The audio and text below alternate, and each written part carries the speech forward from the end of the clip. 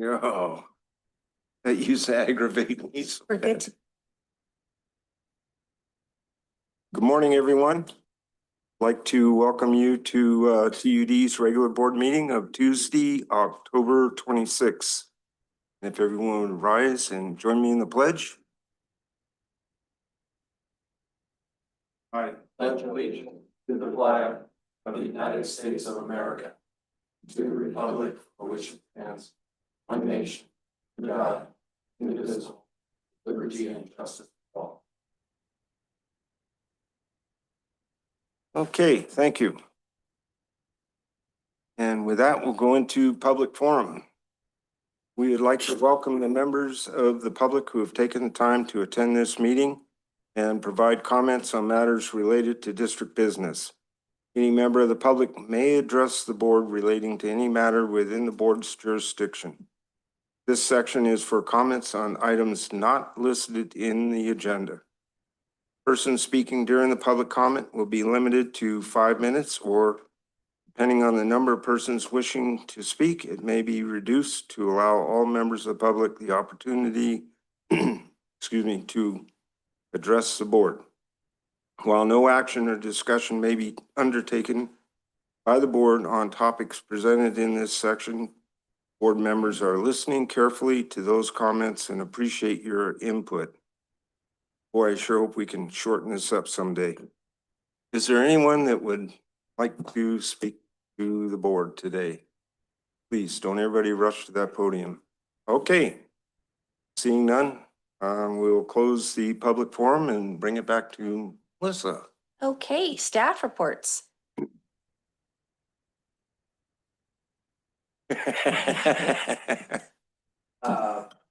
Quick,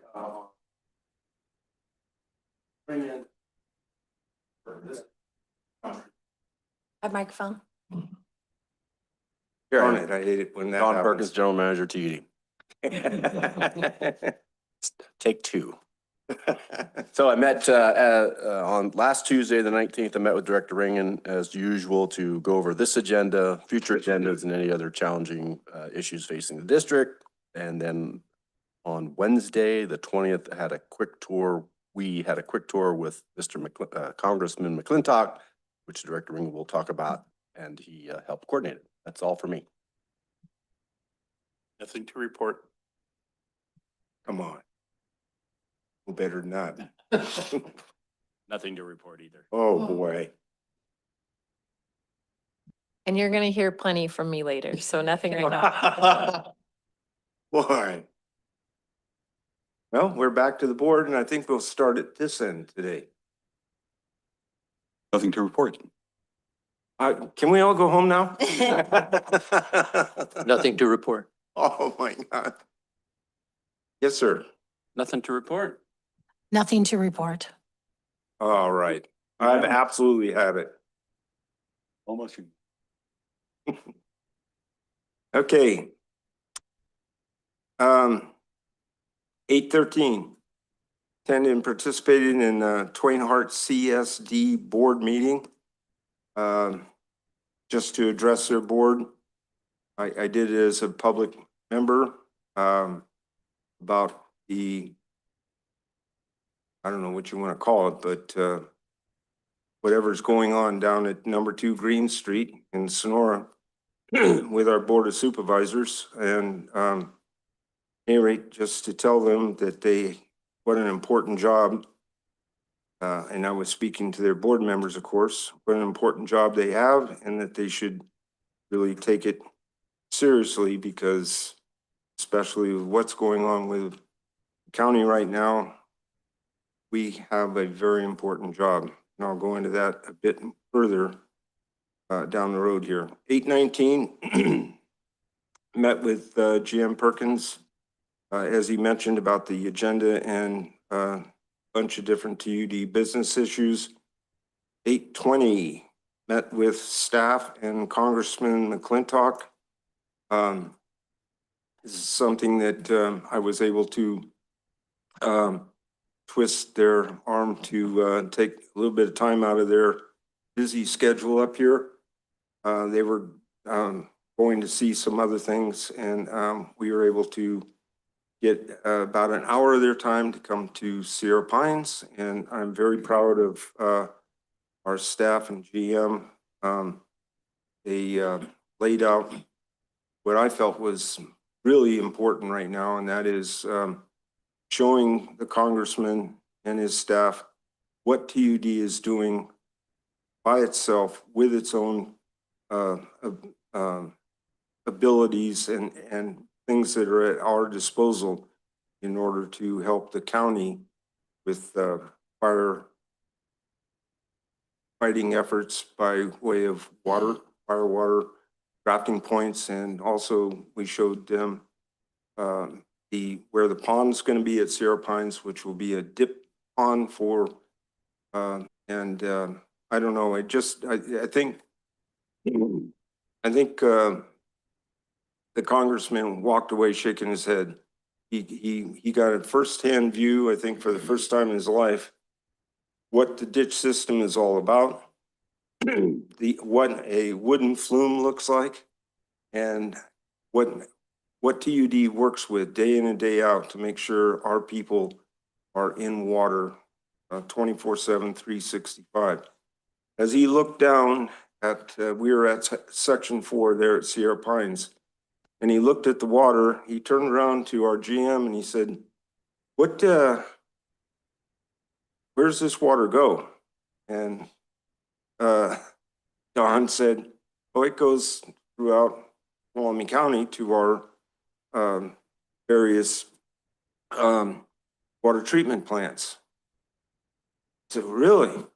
And is agriculture getting into this? He said, oh, certainly. Yeah, agriculture gets this water too. He said, well, how many people does this? And I could tell by the look on his face, a little bit of water. He didn't say that, but how many people does that serve? And Don said, oh, about 44,000. I think he just about fell over. That there no way, there is no way. Yeah, 44,000 people is what that water serves. So I think we, well, I can only say that I think staff hit a home run. I think he went home knowing a whole different idea what we do up here in the mountains. And we also took him to a just completed fire water draft point on Confidence Road. And once again, I got to commend staff. That was just an excellent job. And it showed the congressman that we are not sitting on our hands. We are doing something, and we're doing something constructive. And we ain't raking no damn leaves from the forest floor. We're actually doing something. So, all right, enough on that. On 8/23, attended Bob Behe's 50th anniversary. All right, so what does that have to do with TUD? Bob Behe, anybody that's been around for a while, was one of our board presidents back in the day, and a very good one, by the way.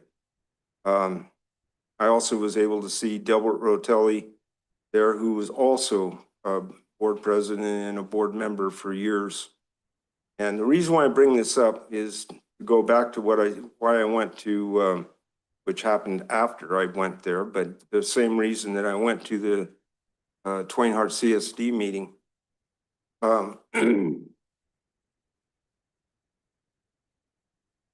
We have a extremely important job. I'm not trying to school you folks, but I'm serious. If you turn on your television, if you have the guts to do it anymore, and you look at what's going on, you see people in various parts of the world carrying buckets of water, maybe miles to wherever they call what's left at home or whatever. Here, all you gotta walk over to the faucet, turn it on. Fresh, clean, safe water. Flush the toilet, it's gone. Safe, sanitary. Our county is in a mess right now. I don't know who's running it, what's going on, but we need to stay strong and we need to keep after what we're doing. And we need to support our staff. We are so fortunate to have a GM that really cares and works hard. We're so lucky we have a finance director that cares and keeps after our finances. We need to do our part, support them and support our community. So with that, I will shut up. Let's see. Yes, we are to Melissa. Okay. Consent calendar minutes of the regular board meeting of August 12th, 2025. I move we accept the consent calendar. I'll second it. There's no further discussion. All those in favor? Aye. Ron? Aye. You have Darn it. Beat me again. All right, is there any public comment on the consent calendar? Once again, everybody rushes to that podium. I hope I don't cut anybody off. Okay. If there is none, then we will finish the vote then. We had a first and a second. All those in favor? Aye. Anyone opposed? All right. Okay, regular business. Item number 2, budget report and balance sheet for year ending June 30th, 2025. All right, I'm up. Morning. All right, so in your packet today, there was our balance sheet as well as our budget and expense report. And in a fair bit of detail, I'm not going to go through that line by line. Instead, I just have a PowerPoint to kind of go through the big picture of it. But essentially today, what I'm presenting is, well, first of all, the finance department's been working very hard since June 30th to close the books. And so this is kind of the culmination of that process.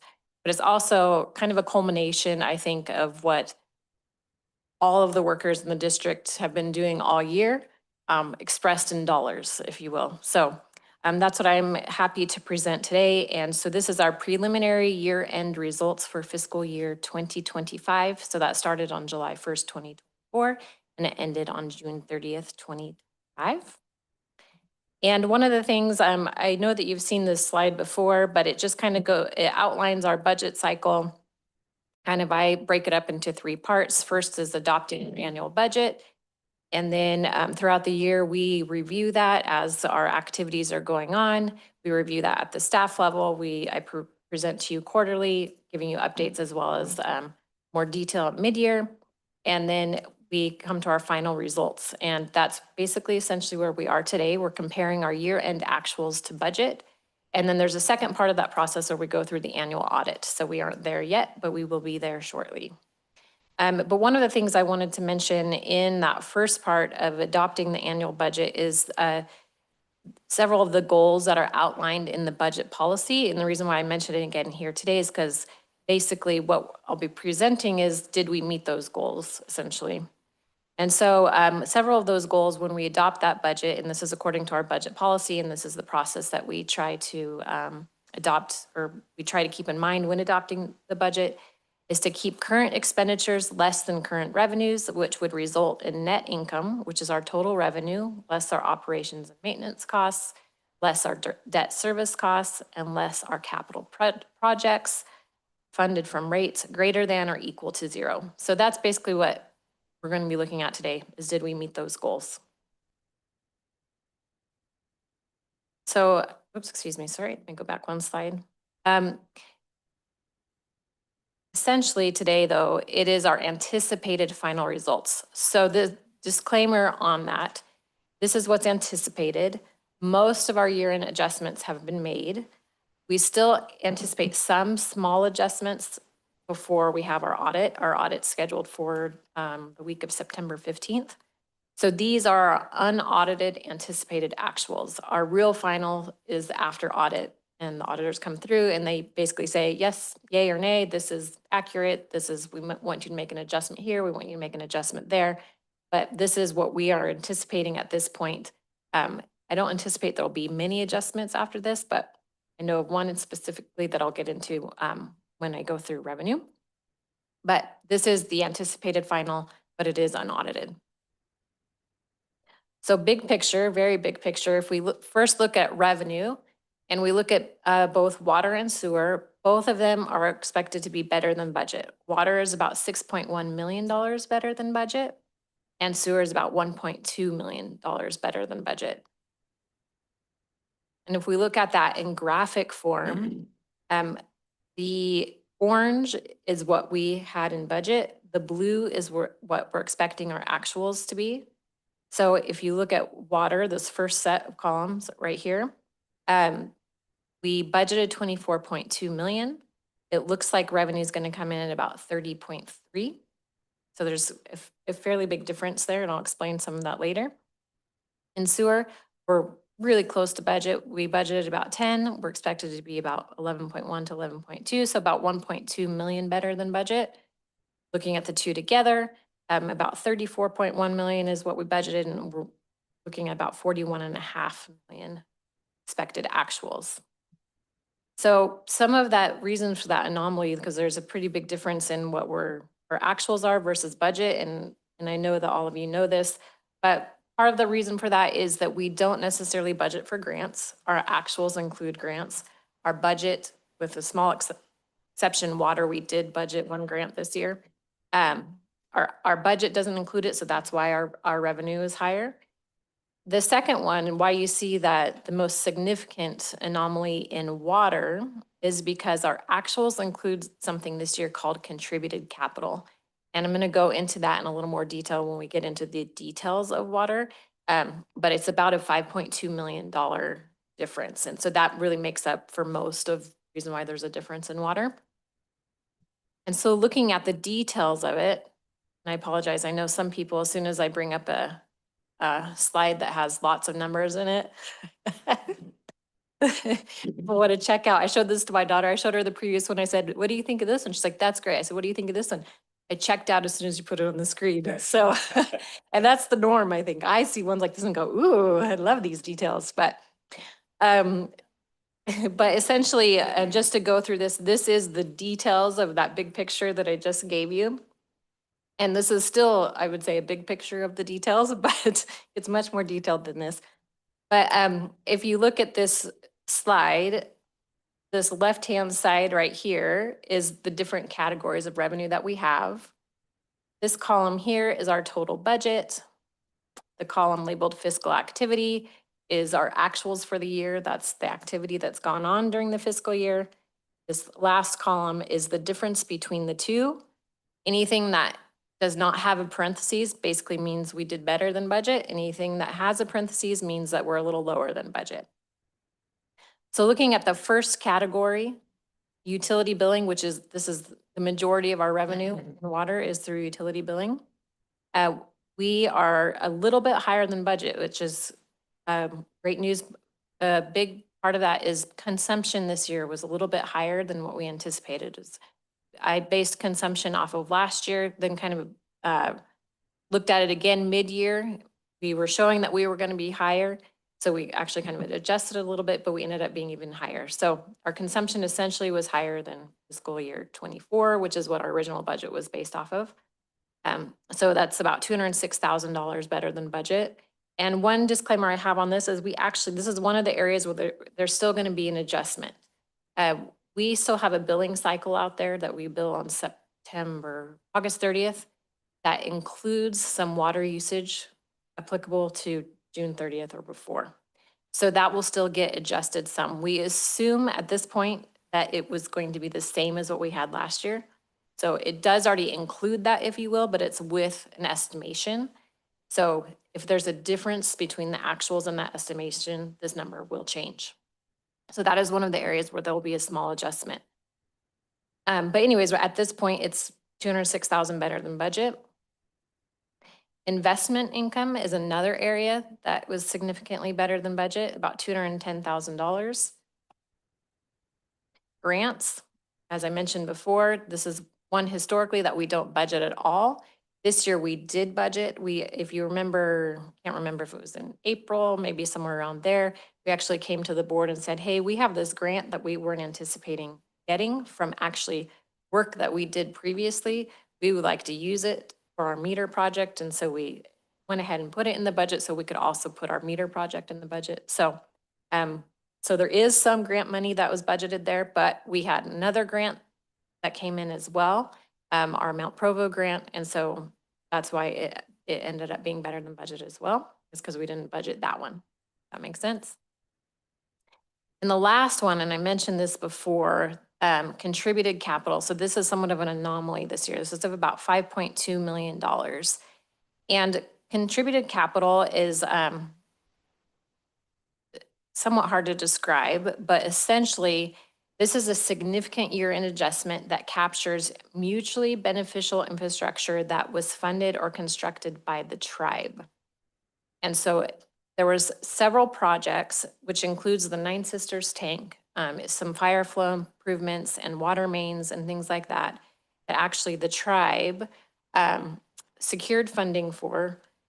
And I think they got a grant for some of it. I think they also had some of their own funding that they built these infrastructure projects and then turned over to us. So as accounting ease, I have to recognize that in our books. So we basically take the value that they spent on those projects and show it as revenue in our books because it becomes our infrastructure. Likewise, when we look at capital expenses, you also see the expense side of that. So there's the equivalent expense in capital for those projects. So the end result ends up being a wash, right? But I do have to show it in revenue. So that's why you see that $5.2 million there. Non-cash contribution. It's a non-cash contribution, Yeah, right? okay. If you were, It's all infrastructure. right, yeah. If it's almost like if we were a nonprofit that accepted donations, you have to recognize donations too. If somebody gives you a car, you have to do the value of that car. Kind of the same idea. Non-cash contribution. Yes. So one of the things that I don't think really shows up here, but I would think would be a huge part of this is what I left out of my report was about Bobby He and Gilbert Rotelli and all, is that they served during a very, very tumultuous time for TUD. I was on the board at that time also. And we had an operations manager, really good one, but it was things where when I went out on inspections like a tank, I'd find a stick poking through a hole in the tank. And all of these sort of things have been taken out of service and replaced now. And we now have an operations manager that won't allow anything like that to happen. And we've got, well, the replacement of all that pipe up there in Cedar Ridge, the Maypop pipe. How much does that save by not having our crews going out in the middle of the night several times a month for breaks, which empty the tanks, which cause property damage and so on? And that's not showing in here, although I think it's a big part of it, is that we're now using our money on positive replacements rather than constantly chasing our tail. So kudos to staff again. Yeah. Any other questions on the revenue side? I just want to make sure that we're driving home this point on this contributed capital. This is the first, I believe, we've really seen this in our reports that I can recall. Could be wrong, but 5 million. So this is the Tuolumne Band of Miwok tribe. Their water system, for the most part, is in the Ponderosa system that we purchased in the late 1989 or so, somewhere around there. In the 90s, we purchased that system from them. Eric knows, Paul knows this water system really well. It was not constructed, even at that time of those decades, wasn't constructed to standards, not with modern technology. There was no locating wire. I mean, it's just, when we have problems out there, it's a nightmare. It's very disruptive to the community. I'm talking about the reservation in this case. While it is a nightmare, had been a nightmare, we have other nightmares, higher priorities. You call it Maypop pipe in the Upper Crystal Falls area, downtown Sonora. We have higher priority issues to address like tanks and such, that this never rose to on the priority list. Now, building relationships with the tribe over decades, really. A lot of us know many members of the Tuolumne Band and the Jamestown tribe for decades, really. Having us in these seats and building on these relationships and then discussing mutual opportunities for beneficial use, the tribe, they have a need and they know we have a need. And so all I'm really trying to say is through those relationships buildings, we were able to talk with the tribe and work with the tribe, the Tuolumne Band, to make improvements in their system, which is our system, to the tune of $5.2 million. And that's a lot of change. That's a lot of change. So anyway. One more question.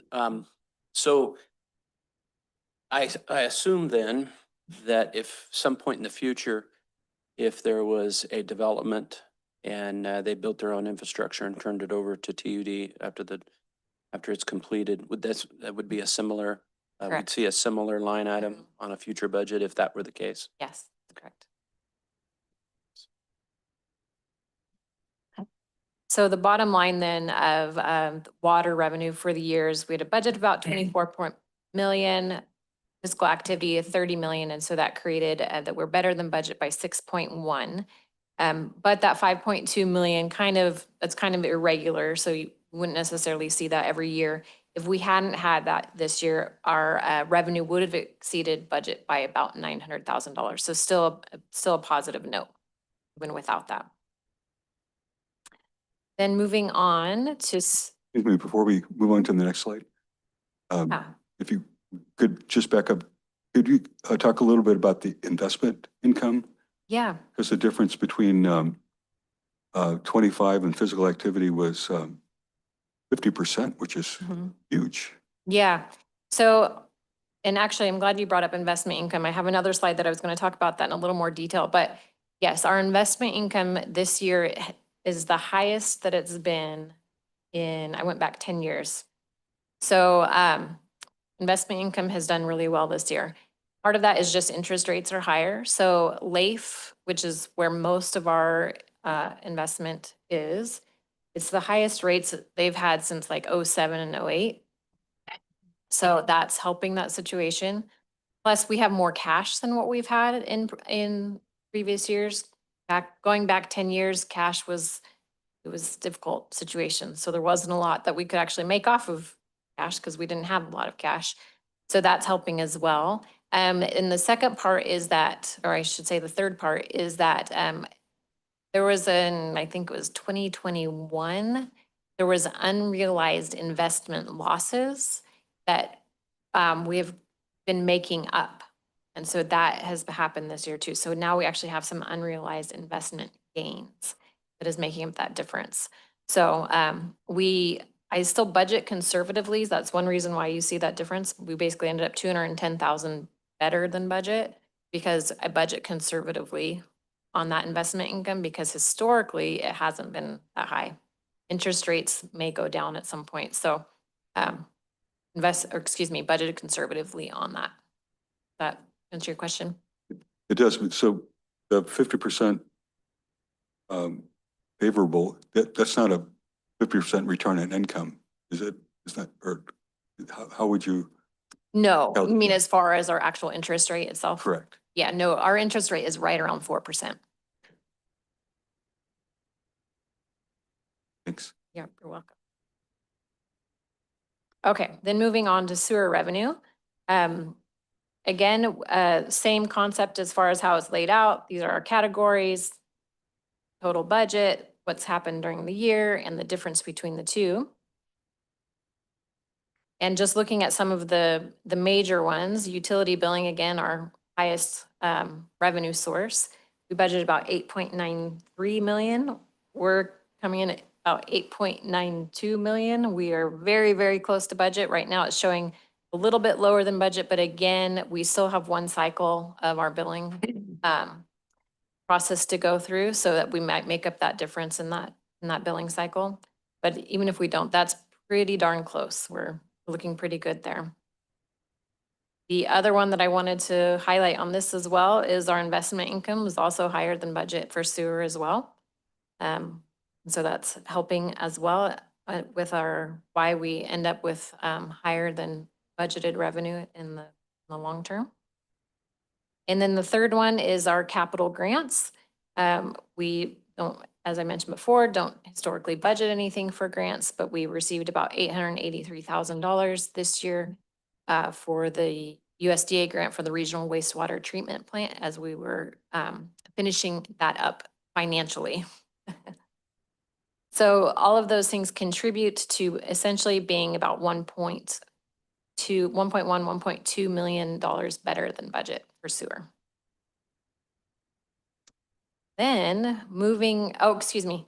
So one slide I like to show you is this pie chart that shows you basically the percentage of, or I should say the types of revenue and what they represent as a whole of our total revenue. And so for budget, we budgeted that essentially service charges or our rates is about 86% of our total revenue. This year, our actuals, our service charges are about 72% of our total revenue. So you can see that grants and that contributed capital, things like that make up, so rates are not as much of our total revenue source. However, some of those things are not regular sources of income. Well, so moving on to operating expense. So both of these as well in water and sewer are ending up better than budget. Water is about 585,000 better and sewer is about 624,000 better.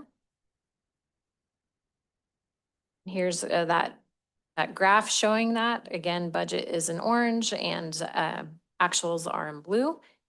15.7 million is what we had budgeted in water. 15.2 million is what we're saying or what our actual expenses are going to be.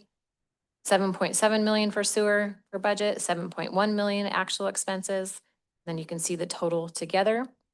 Some items to note why this happens is, or one thing I want to state is that this does not include capital expenses. This is the operations only. This, however, does not include forced labor attributable to capital projects. So we budget all of our labor and operations as if our forces are not going to do any capital projects. In reality, some of their work is actually completing capital projects. So that those expenses actually get transferred over to capital.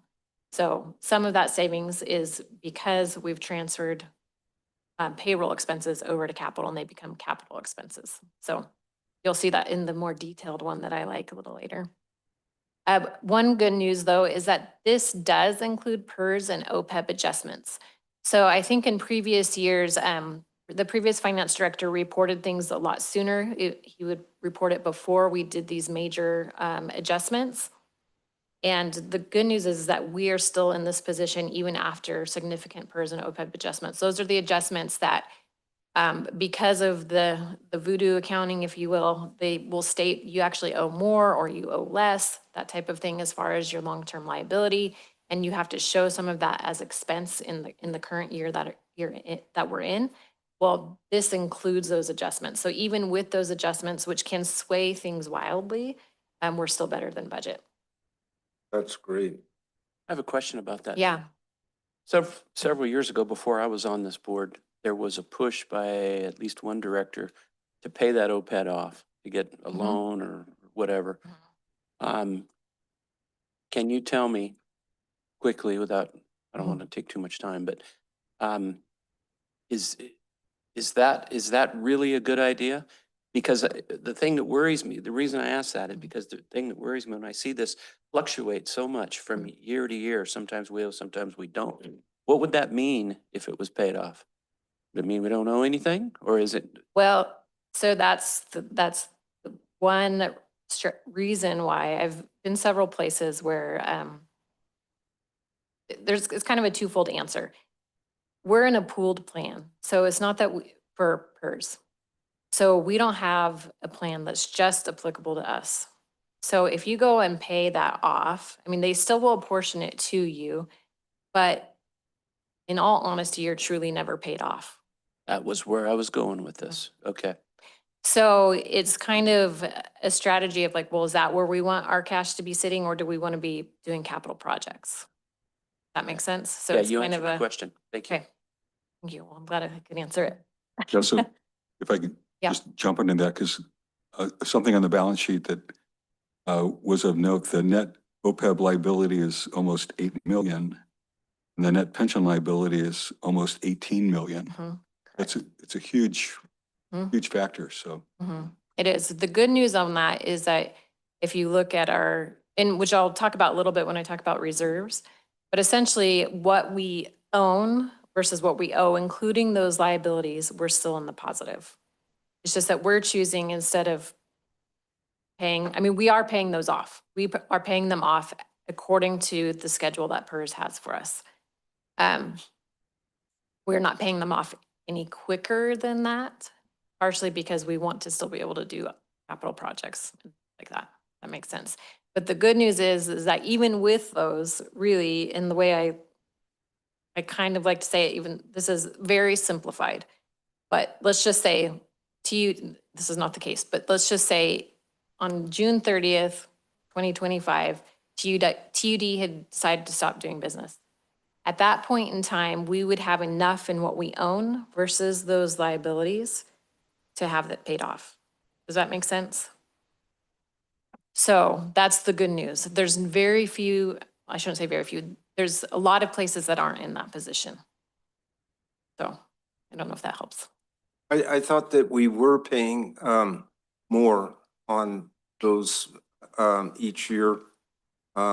Just we weren't attempting to pay it off, like you said, because it didn't make sense, but we were paying more so that at Yes, some point in time in the future, we will hit a zero yes. indebtedness. In theory, yes. But because things are always changing, Right. it's, yeah, there's, I mean, in some years it could be that it'll say that we are going to more than pay it off, and other years it extends it. So it's always a moving target, but yes. And I think what you're referring to is our OPEB liability, where Yeah. at one point in time, contributions weren't being made to that fund. That's correct. And so then it was decided that we are going to work up to the point where we make up to 100% of Correct. what our actuary says we should be making in Correct. order for it to be paid off. And we are at that point. Okay, good. That makes sense? Yep. So anyways, that's the big picture of the operating expenses. Looking at the details of water, you can see where those savings are. And the biggest one is in personnel. We're showing $350,000 better than budget. But again, part of that is because we transfer money over to capital as far as personnel. Another one where we did quite a bit better than budget was in services. And it's essentially due to grant-related consultants that we didn't use as much as we thought we would. And repairs is also lower, and is basically we had less in outside repairs than we thought we would have. That's where we budget some maybe outside companies doing some repairs. And also we had needed less in equipment rental than what we had originally budgeted. So those are kind of the main areas. But it resulted in about $585,000 better than budget in water. In sewer, very similar story. Budget was 7.7 million. We're gonna come in at about 7. So we have about a $624,000 savings. Again, most of that is in personnel. It's also chemicals and supplies. Chemicals was slightly lower than what we thought we were gonna need. And repairs, supplies also this has been one since regional, as the new plant has been in place, that we're still trying to estimate accurately what we're gonna need from year to year. And so just as operations are being refined down there. So we ended up a little bit better than what we thought. We didn't use as much as we thought we would. Good job, Eric.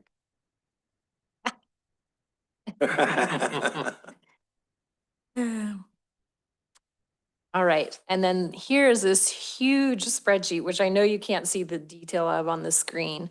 This was in your packet, but this is basically our CIP projects for the year. And to summarize, there was 39 projects in there. It includes rate funded, it includes grant funded, it includes loan funded. It also includes those capital contribution funded projects. And this spreadsheet for the whole year, this amount that I've circled here, shows the total CIP expense of about 13.8 million, including all of those different types of projects, which also includes the forced labor, the labor that our own personnel spend on these projects, working on the projects themselves instead of outside companies. So of that 13.8 million, 11.9 of it was related to water CIP projects and 1.8 million was related to sewer CIP projects. The other thing that I had in your packet at the bottom of the detail was to actually show you of our CIP projects that we spent money on this year, kind of the funding source for those projects. And so I included just a pie graph that you could see that just visually, that of all of this includes water and sewer added together, about 41% of those projects are funded through rates. 38% of that was funded essentially by the tribe with the contributed capital. 20% was grant funded and 1% was loan funded. So just to give you an idea of what is actually funding our CIP projects, it's kind of represented in that pie chart. And this changes from year to year. So it just depends what kind of grants we've got out there and all of that. But that basically brings us to the end result. So this is the summary of revenue, operation expenses, CIP expenses, and debt. And this is where we can determine did we meet those goals that I mentioned before. And indeed we did in both water and sewer. Our revenue exceeds our operating budget, our debt service, and our capital. And so that very bottom line down there shows the end result. For water, we actually are anticipating transferring to reserve about 3 million, and sewer transferring to reserve about 1.7 million. Wow. Good job. So, and just to give you an idea of what that looks like, and just so you know, another word for reserves, which is, this is what you'll hear when the auditor presents, is projected unrestricted net position. So that's another word for it. But in water, our beginning balance, so this was what it was at the end of last fiscal year, the end of fiscal year 24, we had, and this was the first year we had an unrestricted positive net position. The beginning balance was 1.7 million. We're projecting to add another 3 million, that projected surplus from this year, which would mean our unrestricted net position in water is about 4.7. And same concepts in sewer. Our beginning balance was about 11.3 million. We're projecting to add 1.7 million to it, which gives us an unrestricted net position of 13. So I don't know if that's the end of my presentation. I don't know if anybody had any questions. And just to, again, say these are unaudited actuals. There'll probably be some small adjustments, but this is the anticipated, pretty close to this. Now, on the reserves, there is a position that we're supposed to be at percentage-wise. What are the percentage Yeah. figures for water and sewer? Well, if we go back to water, essentially our reserve policy for water states that we have certain goals that we'd like to be meeting and have certain types of reserves. One is the operations reserve, which we want to have 90 days of operations and maintenance expenses on hand. Contingency, which is 2% of our operations and maintenance. And then we also want to have a capital reserve where we have upcoming fiscal year capital budget on hand, as well as there isn't a set dollar amount, but a reserve for essentially PG&E. So our total minimum target level of that in water is about 11.1 million. So we're not quite there yet for water. We're at 4.7. We're getting there. Better. In sewer, we exceed our goals, our targets. So going back to water, Mhm. we are going to have to increase that once we acquire PG&E, correct? That's- Because we're gonna have a lot of stuff that could come out of nowhere that need to be prepared for. Yeah, and that's one of the things that we, at some point in time, want to bring the reserve policy back to the board and discuss those target levels again. Dr. Ringen, if I may, I want to, we all are kind of guilty of saying this, but we're not acquiring PG&E, right? We don't have enough dollars to acquire PG&E. What we endeavor to do is acquire Project 1061, the Phoenix project. So, Well, whatever the proper way of saying it so is. that's, I want to try and slowly turn this thing around so we're calling out what we're trying to acquire.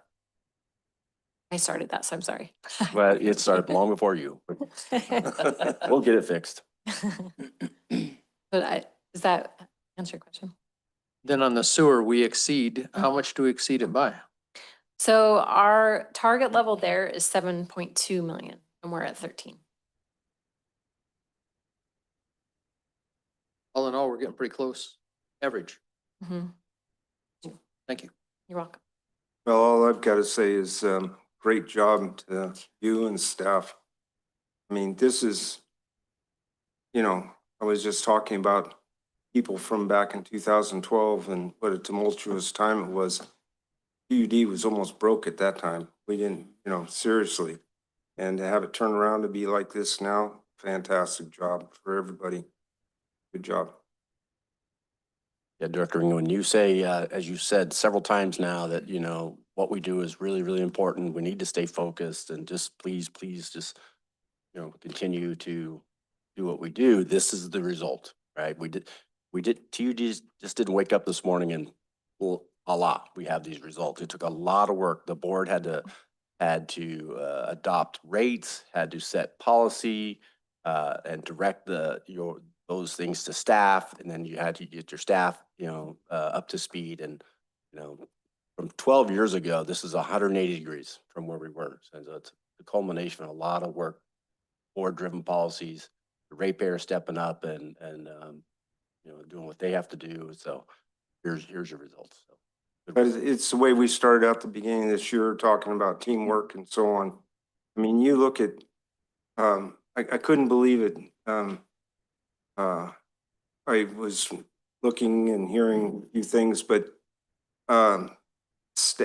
this is just one small item, but staff, the employees wanted to break their record for putting in the remote radio read meters. Well, I mean, this shows attitude.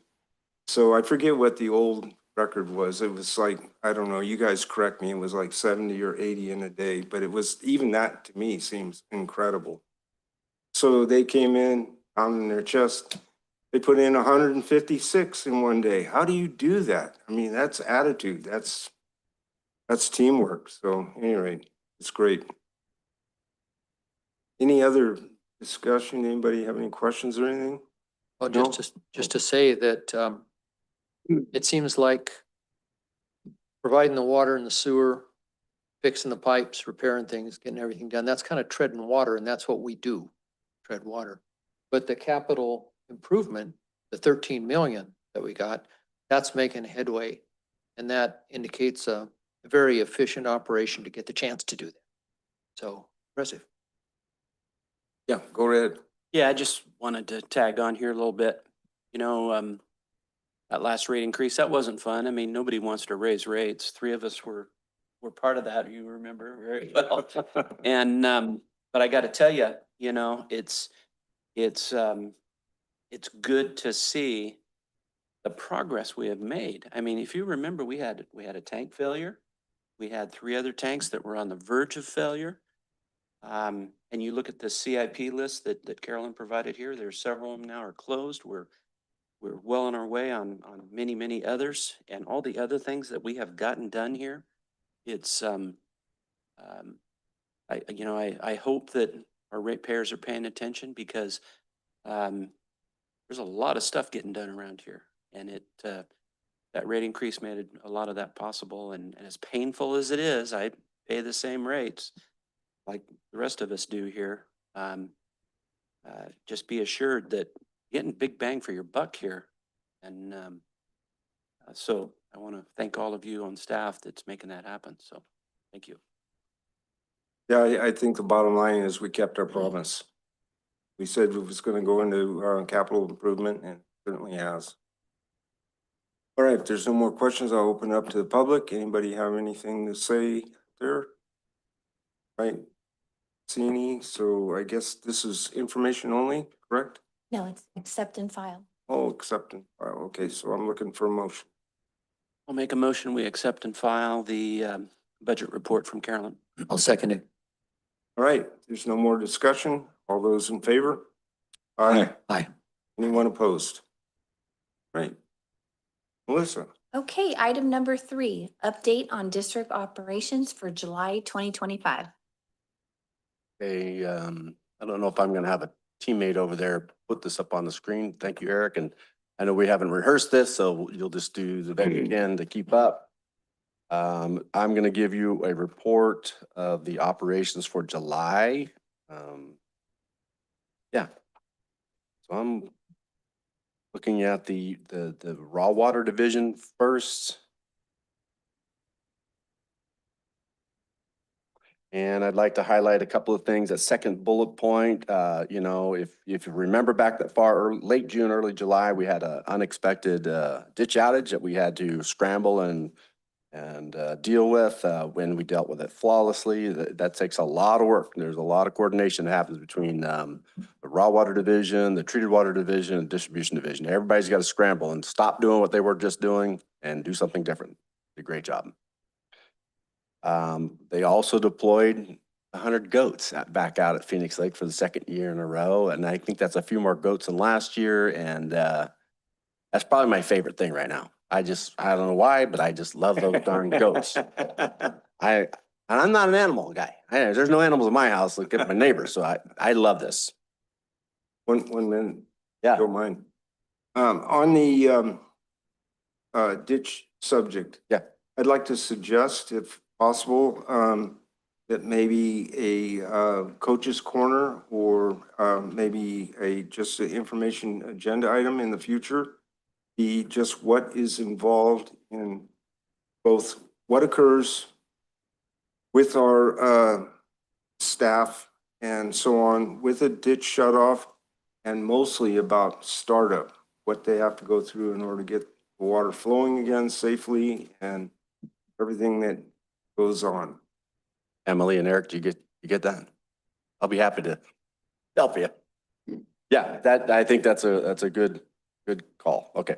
Thank you. The next, the department completed, work on a fire water draft point on the Eureka ditch, and that's where we went with Mr. McClintock the other day. Let's turn the page. You can see some new walkboards being built. You see the construction of the fire water draft point there on Confidence Road, Eureka ditch. Next page. You see kind of the before and after work of the goat treatment, and my favorite goat of all, Oreo. Scroll down. Oreo. I'm going to adopt Oreo. I'm gonna know where he is. You two kind of look similar. Hey. Are we going to incorporate that in our new logo? Yes. Yes. But anyway, seriously, they do great work, very efficient, great work. So, and we're going, staff is figuring out other ways to deploy this sort of effort. Pretty cool stuff. So fire, water supply, basically everything looks fine, right, Eric and Eric? I mean, we're doing really well as our water supply. Nothing really to write home about. Water treatment, the demand's down. If I had to guess, we've had a pretty mild temperature wise. I know it's been really hot lately, but really, I believe this is all mild temperature driven is why the demand is down. Other than that, pretty normal. Turn the page. Let's see, I'm gonna. Distribution, I'm on the second page of the distribution. And Director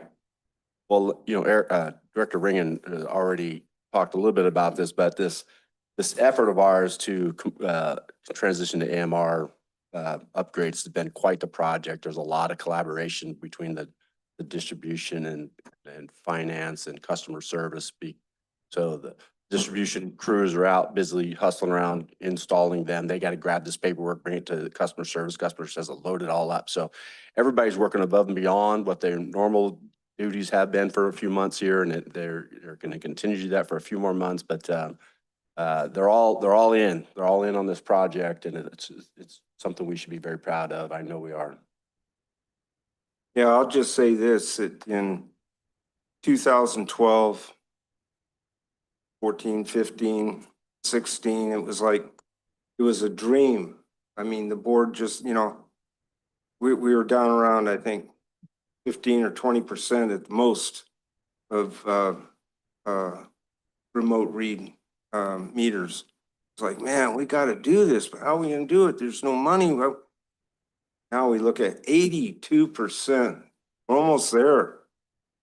It's a dream come true, and that saves so much money for the ratepayers, as well as I spent a day, my first year on the board in 2012, I spent a full day with a meter reader. That was a scary situation to see what that fellow went through to read meters. I won't get into it now, but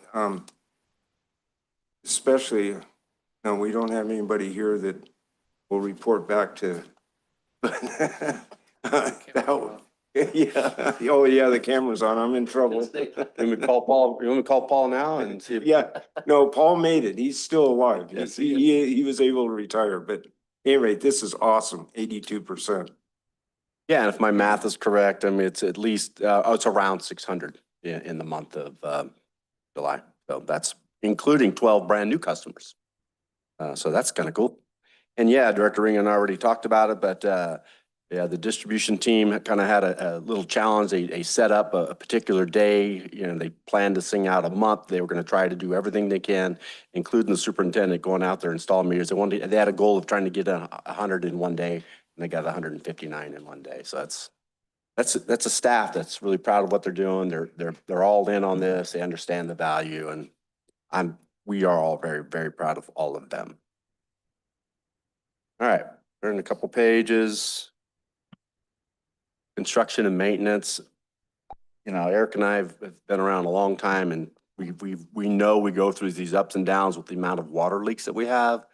I feel like this is unprecedented numbers of leaks, but they're doing the best they can, and trying to still do the capital project that they're assigned. So these leaks kind of just take precedence. Sometimes we have to set down the capital project, work on leaks. So if you could go back to the last picture. The question is, why do people always plant trees right next to the meter box? It's a nature. Yeah. That's Mother Nature planted that tree. That's an old tree there, but yeah, you're right. Nice and shady to read the meter though, and fix the leak.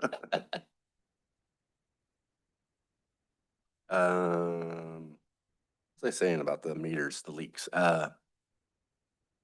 Oh yeah, I might have said this last month too, and I'll say it again because I field these questions every now and again. Or at least I see them on social media. Man, I reported this leak over here on this road, and they're still not out here. And we just try to understand that's a lot of leaks. We can only do a couple in a day or a few in a day maybe. And so if they're not an emergency, you have to notify, underground service alert, make sure it's safe to dig and go dig, and then we prioritize them. So it just takes a while, unless it's a real full-blown emergency, we just can't get to them. So just be patient. We're getting there. We don't like them leaking either. Turn the page, a few sewer did I skip the? Oh no. Some more pictures. sewer. The picture of the Willow Springs new sewer lift station is being constructed. That's setting a generator inside the building with a crane. Wastewater collections, they're busy. They have a pretty good routine. Been pretty quiet for them. That's wood right there. Yeah, right. Wastewater treatment. Everything looks good here. There's nothing to report here. Quartz, while we're not happy, we feel like we could use more water out of quartz. Again, the temperature's been kind of mild, so they tend to use less. So while we're not using as much, we're higher than we'd like to be, we're still 12 feet better than last year. I think that's in feet, right? Quartz level staff, is that feet? Yeah. Yeah. So moving back to screener two, about the cleaning of the cleaning and flushing of the lines. I don't understand. I've seen this numerous times, and I don't know what. Yeah, it's up there in that last sentence in the top paragraph. All the footage passed, and no follow-up cleaning or retraining was needed. Is that supposed to be relining, or what's retraining? No, that's intentional, and those are from the old consent decree days, right? The old what? Consent decree days. Oh, yeah. Did I say that right? Anyway, consent decree from I don't want to go back there. It's dark days. Yes, but, right. we were required to do this sort of work, and Rich and I and Eric felt like it's important to maintain that level of professionalism and terminology, so we don't go back to those dark days.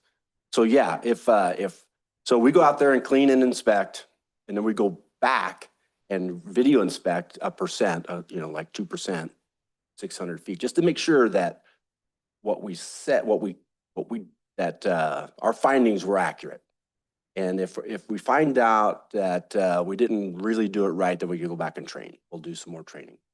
So Okay. Yeah. Great, thank you. Yep. We have a goal. We have an in-house goal of 5 or less reportable on this best managed practice. Sanitary sewer overflows. That's what SSO stands for. It's in our glossary. So we have a goal, and that was really set by the consent decree, but we've maintained it.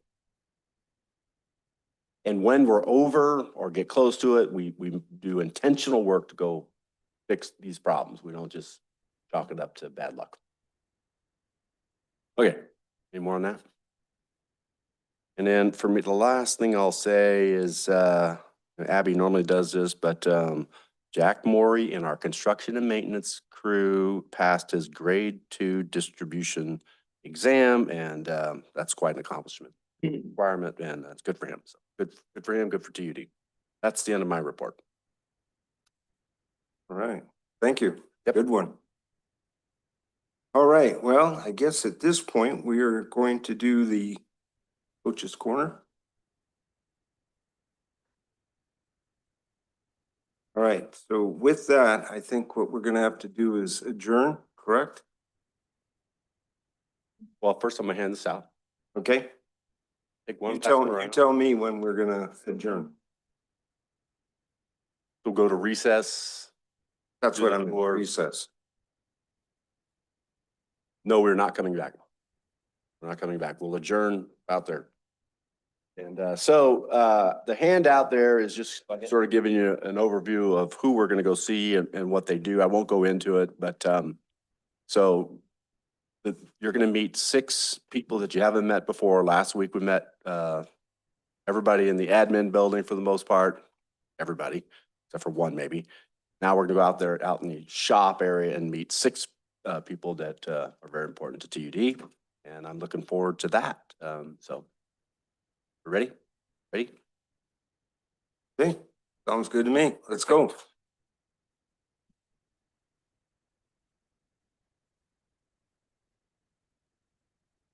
Say what?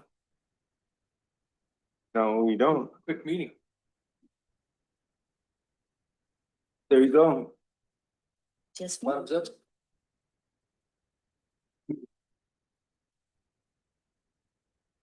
That's what we